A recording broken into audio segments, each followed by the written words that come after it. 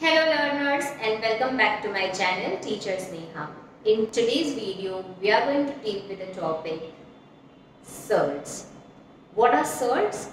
In the previous video, we learned about irrational numbers. If you haven't watched that video, link of that video I'll put here in the description box of this video.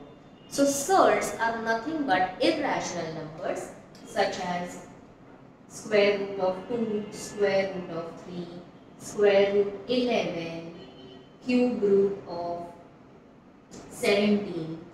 So such numbers which do not have their fixed value as a terminating decimal, or in other words we can say that the numbers which have their values as non-terminating, non-recurring decimals are called as surds. They are usually represented as square root, cube root or multiple roots of a particular number. These numbers are called as surds and they involve their different mathematical operations such as addition, subtraction, multiplication, division, simplification of surds. That's what we are going to learn in today's video. Firstly, in this video, we will learn the rules for addition and subtraction of surds.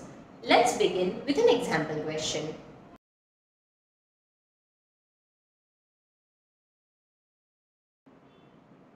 We are firstly going to focus on rules of addition and subtraction of surds.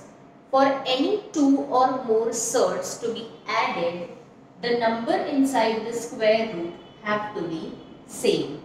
For example, if I have written square root of 2 plus square root of 3. Now here the two numbers which are inside the square root sign are different, and that's why addition of these two numbers is not possible. But in another example, if I write 4 square root of 2 plus 5 square root of 2.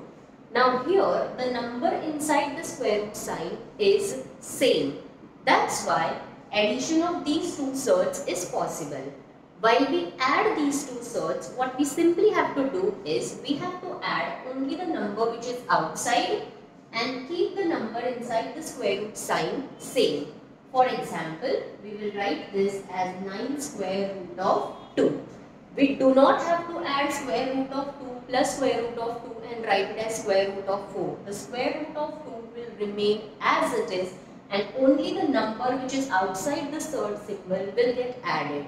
It is something similar to what we do it in algebra. If I have 4x plus 5x, I will simply write it as 9x because these in algebra are called as like terms. Similarly, if the number inside the square root sign of surds is same, they are called as like terms and their addition follows a similar rule to addition of algebra.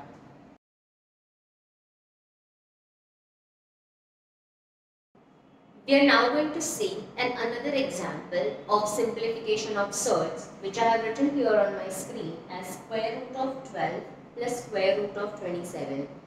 Now, a quick thought might come in your mind at the start that square root of 12 and square root of 27, the number inside the square root sign are different and thus we will not be able to add these two numbers.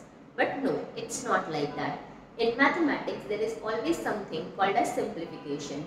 What we can do is we can simplify these two numbers in such a way that we obtain a similar number inside the square root sign. And how do we achieve that? We achieve that with the method of factorization. What we have to do is we have to factorize 12 and 27 in such a way that one of the factor is a perfect square number. For example, 12 can be written as 4 multiplied by 3. 4 is a perfect square number. 27 can be written as 9 multiplied by 3. 9 is also a perfect square number. Now, if these two perfect square numbers respectively, if I take them outside their square root sign, it becomes 2 square root of 3 because 4 square root of 4 is 2. So, we take that 2 outside the square root sign and we write this number as 2 square root of 3 plus 9 when it comes outside the square root sign. 9 square root of 9 is 3, so it will be 3 square root of 3. After the factorization, the numbers that we have obtained here are 2 square root of 3 plus 3 square root of 3, and they both have the similar term inside the square root sign. Now using the rules of addition and subtraction of surds, we can simply add these two numbers and write the final answer as 5 square root of 3. This is how you actually add and subtract surds when the two numbers given inside the square root sign or cube root sign are different. Try and factorize them and put them in such a way that the two numbers inside the square root sign after factorization will remain same.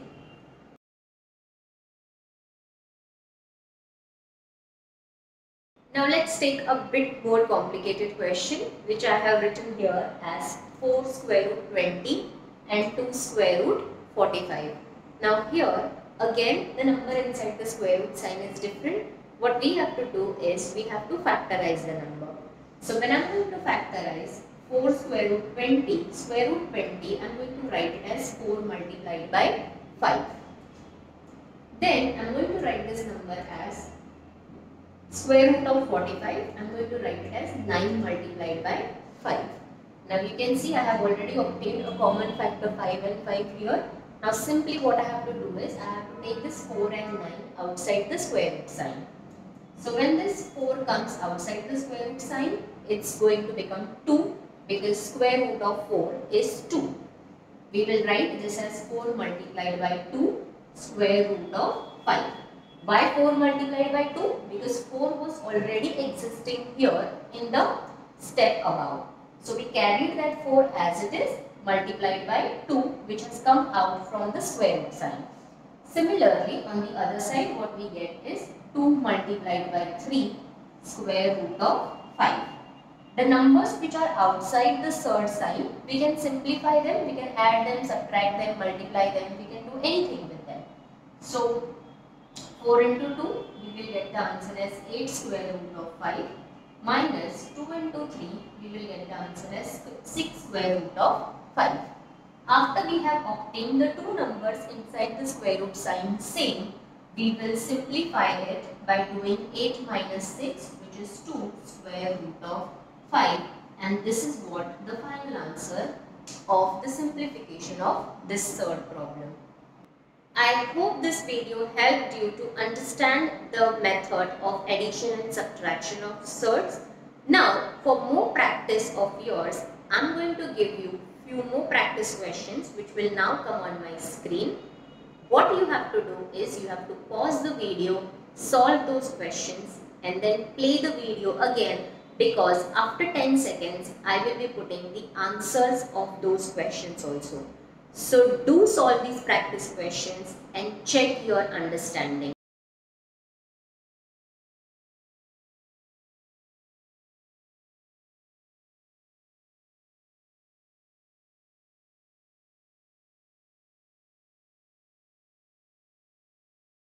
Whatever your reflections are, if you want help with any of the surds problem, you can mention that in the comment section of this video and I will make another video explaining the solution of your problem.